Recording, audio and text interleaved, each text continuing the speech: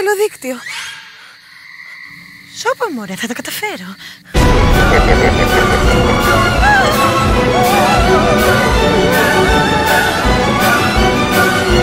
Τώρα το Free to Go αλλάζει την καρτοκινητή.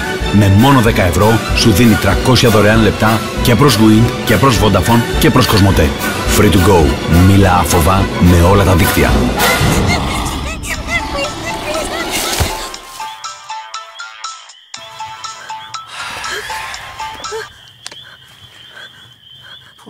Η μάνα μου ήταν. Δεν το πρόλαβα, θα της κάνω αναπάντητη. Και εσείς τις χρεώσεις στα άλλα δίκτυα φοβάστε? Αφού σε εκδέρνουν. Πού είχαμε μείνει?